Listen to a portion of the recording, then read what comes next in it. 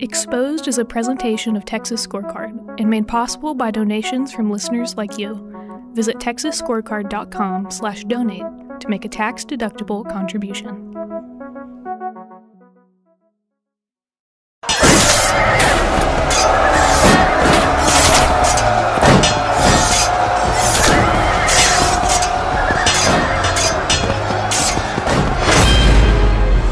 According to ancient myth, the Greeks were intent on conquering the Trojans, but they couldn't penetrate the city's walls.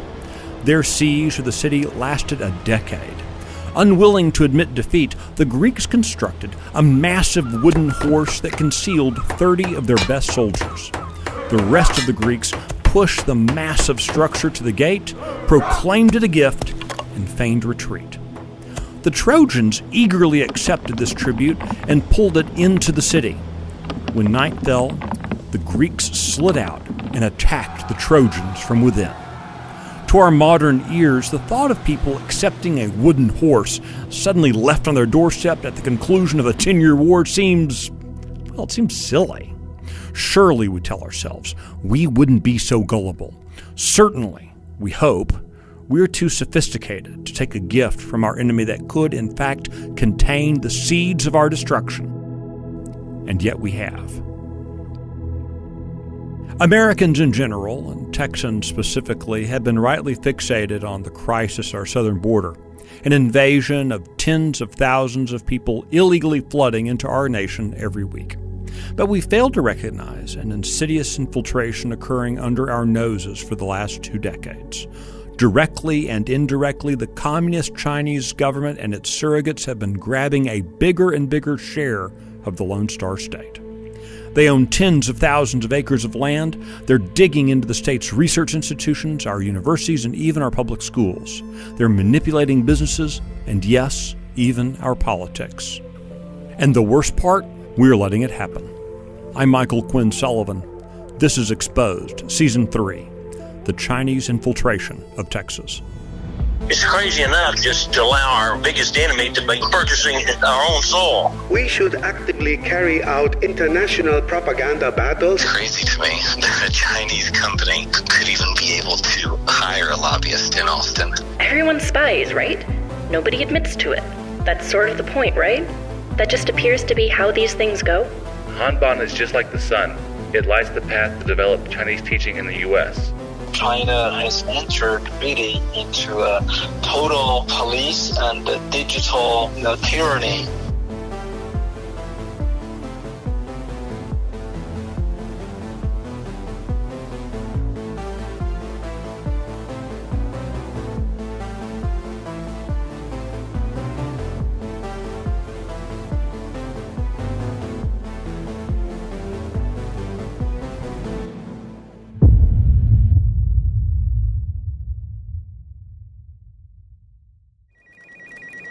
For months, the Texas Scorecard investigative team has been researching and exposing what was previously just whispers and rumors, that the Communist Chinese government has been worming its way into Texas and the United States. What we found is an infiltration, not an invasion. In some cases, the Communist Chinese government admits to their actions and intentions. In others, we have found they have carefully constructed a facade of organizations and entities to hide themselves from discovery. Typically, their Trojan horse of choice to gain access to our networks and infrastructure would be made of money, not wood. Frankly, each episode of this season of Exposed is just scratching the surface of China's infiltration into Texas. If you'd like to learn more, see the original documents, and do your own follow-up research, visit texasscorecard.com/China. Texas is the second largest state in the Union, but it has an even larger presence in the minds and mythology of the United States. When traveling overseas, few people can name our individual states, but everyone knows Texas. Our size and our swagger and land have made us the embodiment of the American dream. And it's probably why the Communist Chinese government has targeted Texas, literally buying up our land. China has been buying massive swaths of land in the petroleum-rich basins of West Texas, areas adjacent to the border, and, perhaps more disturbingly, alongside military installations. Well, we don't need to give them, listening capabilities to our aircraft coming in and out of those, and other communications coming out of those military installations. It's just crazy. That's the voice of Sid Miller. He's the elected Commissioner of Agriculture for Texas. It's crazy enough just to allow our biggest enemy to be purchasing our own soil. Commissioner Miller has been an outspoken critic of allowing China to purchase large plots of land in Texas. He sees it as a security risk.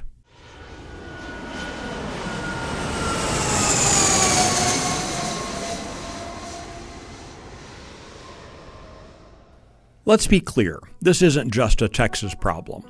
China is buying up land around the country. Data from the United States Department of Agriculture in 2020 reported China holding just 352,000 acres of agricultural land, which is slightly less than 1% of foreign-held acres. But tracking these transactions is imperfect. It's likely that China's ownership of land in the U.S. is vastly understated in these reports. Since 2015, according to reports required under the Agricultural Foreign Investment Disclosure Act, foreign holdings have increased by an average of nearly 2.2 million acres, ranging from 800,000 acres to 3.3 million acres per year. Of this increase, most of the purchases are forest, crop, and pasture lands. With an ongoing military conflict in Eastern Europe, the need to be agriculturally independent is gaining deserved attention. It also raises concerns on if Beijing has infiltrated this vital American and Texan resource. Let's go to Smithfield, Virginia, the home of Smithfield Foods. It was acquired in 2013 by the China-based company Shanghai, which changed its name to the WH Group. In addition to meat operations in the United States, WH is the largest meat processor in China. With the acquisition of Smithfield, it became the largest hog producer in the United States. PBS NewsHour characterized the Smithfield purchase as one orchestrated by the Chinese government. Orchestrated by the Chinese government? What else are they orchestrating? Where and why? The CCP-infested Smithfield worked to influence American policy. In 2020, while meat processing plants were shuttering across America and grocery store shelves were being hollowed out due to supply chain problems and production Armageddon, the company lobbied the federal government to keep their plants running. The real question, though, is, should America allow China to control a major part of the American food supply? While something might be made in America, it might still be, in fact, owned by China, and your money is still flowing into the CCP coffers. It's also important to note Smithfield's owner, the WH Group, operates in Texas. All this leads Ag Commissioner Miller and others to wonder why Americans and Texans are so willing to give up their land to the Chinese. I mean, it's just crazy. I mean, why do we do that? We're just not, I guess, greedy. We want, Toyota and BMW and those to come in and build plants and employ Americans, but we want to partner with them. We don't, they're going to have to, they need to partner with us, not, just wholesale give them carte blanche access to America. For the Chinese government, as you'll see here in our upcoming episodes, partnership only flows in one direction. China has also disrupted the pecan market. The U.S. is the leading pecan grower in the world, and Texas ranks near the top producing state, intermittently swapping the top spot with Georgia or New Mexico, depending on weather conditions and output. Between 2012 and 2013, there was a 64% jump in American pecan exports to Hong Kong.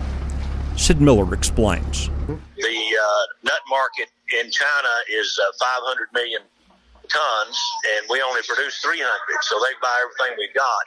It's one of the few commodities that, have remained consistent. They're a good market for grain sorghum. We send a lot of grain sorghum over there, cotton, other Texas products. We want their money. We just don't want them over here snooping around. But snooping around seems to be high on the Chinese government's list as it relates to their land purchases. Republican Congressman Lance Gooden is from Terrell, Texas. He sits on the House Committee on Financial Services and sees plenty of reasons for Americans and Texans to be concerned. Well, I'm not against all things Chinese. I realize that there is a need, a reasonable need that can be fulfilled at times with doing business with the Chinese, but to just give them the access that we have given them to our daily lives, to our borders, to our military, it's something that I think needs more oversight, and I think it needs some reining in.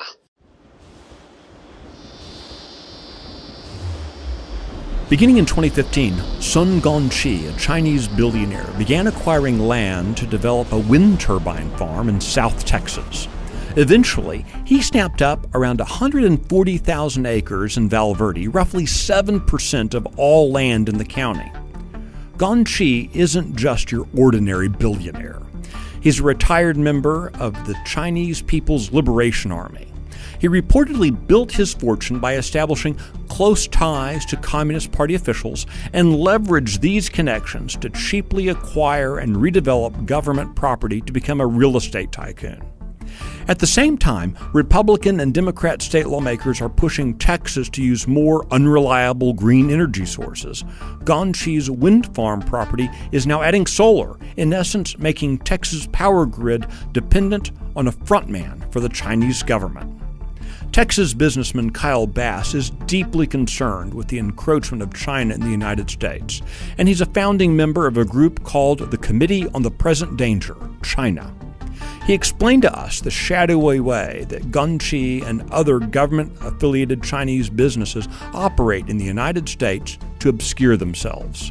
The acquisition of by General Sun out near Del Rio was done by them forming a Delaware Corp called GH America, and they funded the Delaware Corp with dollars from a CCP-owned institution in America. You basically had a U.S. corporation funded with U.S. dollars buying U.S. property. It was really difficult to understand who the actual owner was and what kind of sovereignty was represented there. So, you might be asking, what's the big deal about a Chinese billionaire affiliated with the Communist Party's army buying land along the South Texas border? Did we mention the land is just a few miles from Laughlin Air Force Base? Bass says the CCP's aim here is surveillance. Basically, they call it over-the-horizon mapping. Look, if you get the point higher and higher, you can map more and more, i.e. you can increase the linear distance that you can map. With the new ability to map things that fly by, walk by, or drive by, they can map things within 1 inch of specificity and clarity of things that are 50 miles away from 700 feet. What's interesting about that is Laughlin Air Force Base is 30 miles away, and the restricted airspace is 10 miles away from the main ranch. We asked Bass, Miller, Gooden, and other experts how much land precisely China is buying in Texas and around the U.S. They all gave variations of the same answer. No one knows for sure.